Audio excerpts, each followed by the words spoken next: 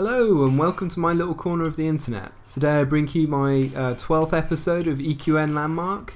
This week has seen E3 and good god there's been a ton of announcements. I've been following it like a hawk. Really happy to see, for example, that Nintendo are no longer falling off a cliff. Landmark has been busy showing itself off to the world as best as it can given its early development. As players will know, it's had the addition of cave systems and swimming to add to the steadily increasing list of features, and I really do think that helps the advertisement process. So therefore, again, I hope we see a steady influx of new players. I'm particularly fond of the new UI visualization given through the new surveying items. These really help with all your spelunking needs, but it also looks really neat. That and the beautiful transition from underwater to breaking the surface of the waves. Unfortunately, those experiences are, while wonderful, have also introduced a few pesky bugs. Aside from the irritation for me with FPS drops, as you can imagine, filming purposes slightly difficult, but also I suppose the most notable one is that of trying to harvest certain trees, many of which now seem to make your axe a $10 penknife. There's no doubt in my mind that this is going to get fixed soon, however, so no worries. Two very quick announcements before I move on to the community spotlight.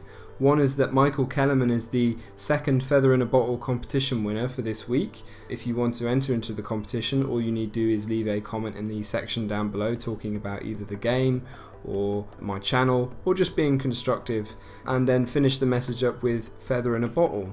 I will then pick at random a winner for next week's episode. The second announcement that I've got to make is that the schedule of the show is moving on from a Friday to a Saturday. As you know, the last two episodes have actually reached Saturday, and that's because of the way that my working schedule has changed. So moving it to a Saturday allows me to work longer hours on making the episode to the quality that I actually want it to be at. So I hope that's recognisable, and I hope that everyone can enjoy it that way.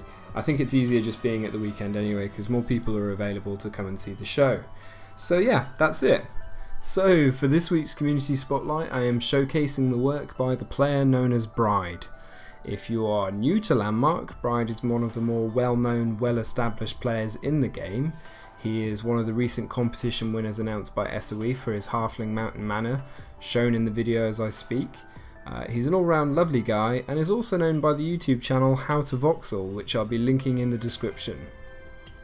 Bryde is also a very busy man, like myself, so unfortunately we haven't been able to get a audio interview established, but what we have done is we've communicated with each other by email, and he has done me the honour of answering all of my questions that I put to him in an extensive amount of text. So what I am doing now is I'm going to bring you those answers to life as best as I can. It's hard to really point to a single source of inspiration for any of my builds.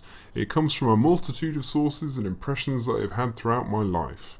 But in the case of the Halfling Mountain Mannor, the top halfling house was, obviously, inspired by Lord of the Rings. The manor itself was actually one of the first buildings I ever made. And it isn't inspired by anything in particular. I do spend a lot of time just looking at a naked wall or an open space and thinking about the possibilities.